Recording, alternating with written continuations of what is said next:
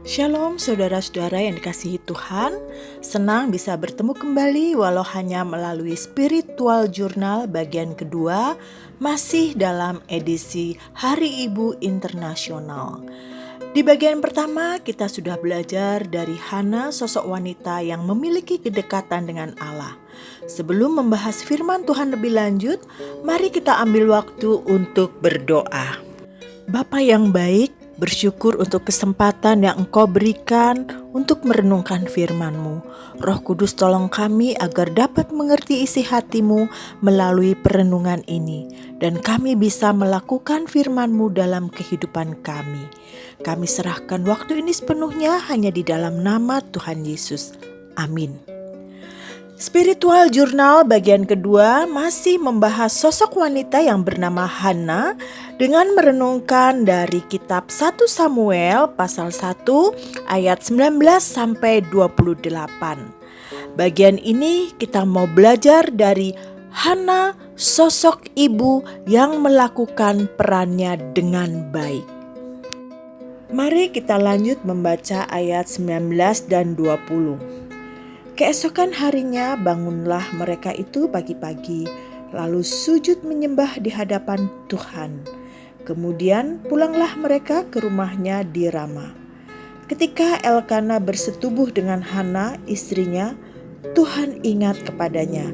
Maka setahun kemudian mengandunglah Hana dan melahirkan seorang anak laki-laki. Ia menamai anak itu Samuel, sebab katanya, Aku telah memintanya daripada Tuhan. Allah mendengar permohonan Hana, dan apa yang Eli katakan kepadanya setahun yang lalu di bait suci terjadi. Allah mengaruniakan seorang anak laki-laki pada Hana, dan Hana memberi nama anak itu Samuel.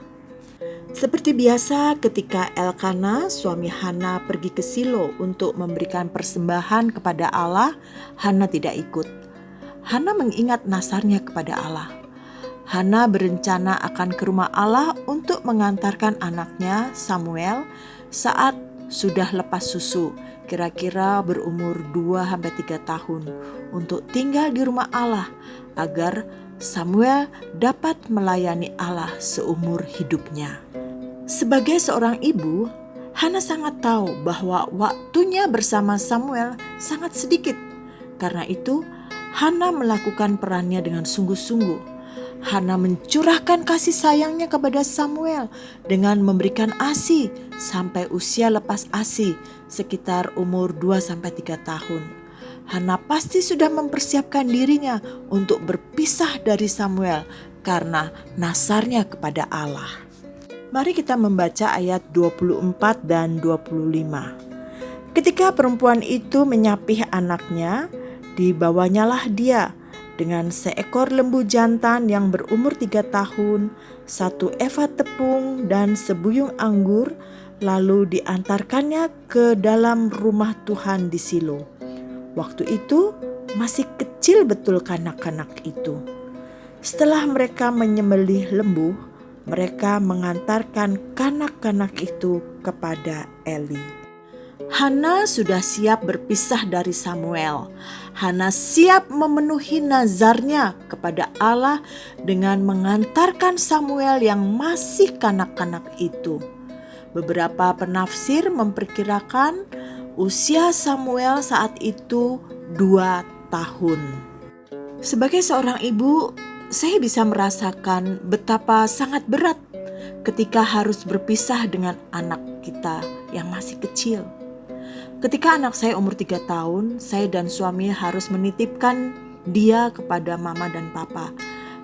Karena saya dan suami harus melakukan pelayanan misi ke Kalimantan Barat. Sedih dan tidak tega ketika harus berpisah sementara waktu. Apalagi Hana yang harus berpisah untuk jangka waktu lama dan memberikan anaknya untuk melayani Allah. Ayat 26-28 memberitahu pada kita, sesampainya Hana di rumah Allah, Hana menemui Imam Eli. Lalu kata perempuan itu, Mohon bicara Tuanku, demi Tuanku hidup. Akulah perempuan yang dahulu berdiri di sini dekat Tuanku untuk berdoa kepada Tuhan. Untuk mendapat anak inilah aku berdoa, dan Tuhan telah memberikan kepadaku apa yang kuminta daripadanya. Maka aku pun menyerahkannya kepada Tuhan.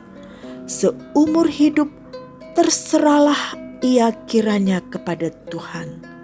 Lalu sujudlah mereka di sana menyembah kepada Tuhan.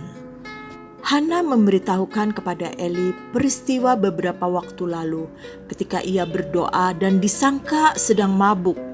Hana menceritakan bagaimana Allah telah mengabulkan doanya, dan saat ini Hana siap menyerahkan anaknya untuk melayani Allah seumur hidupnya. Hana rindu Allah memakai anaknya untuk menjadi alat Tuhan seumur hidup Samuel. Kembali kita dapat belajar dari Hana, sosok ibu yang dapat melakukan perannya dengan baik. Hana dapat melakukan perannya sebagai seorang ibu dengan baik, mengingat waktunya sangat singkat bersama Samuel. Hana seorang yang mengingat nazarnya kepada Allah. Hana rela memberikan Samuel untuk melayani Allah seumur hidupnya. Hana rela berpisah dengan Samuel yang seharusnya masih memerlukan kasih sayang darinya. Tetapi Hana menyerahkan Samuel yang masih kanak-kanak itu kepada Allah. Hana rela kehilangan banyak waktu bersama anaknya.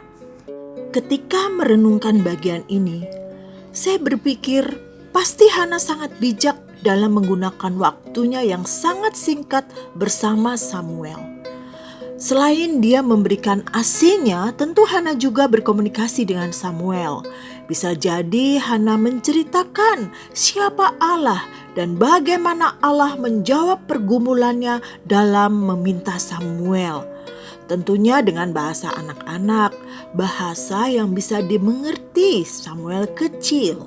Sebagai orang Ibrani, tentu Hana mengenalkan Yahweh pada Samuel sejak usia dini, agar Samuel mengenal Allah yang disembah oleh orang Israel. Sebagai ibu, sudahkah kita melakukan peran kita? Mewariskan iman kita dengan cara menceritakan dan mengenalkan Yesus pada anak-anak sejak usia dini? Kiranya Roh Kudus menolong kita untuk dapat mengenalkan Yesus pada anak-anak kita, pada cucu-cucu kita, dan juga kepada pasangan kita yang belum percaya Yesus, yang adalah satu-satunya juru selamat manusia. Nah, saudara, lanjutan dari renungan bagian akhir ini dapat saudara ikuti di bagian ketiga. Sampai jumpa, Tuhan memberkati.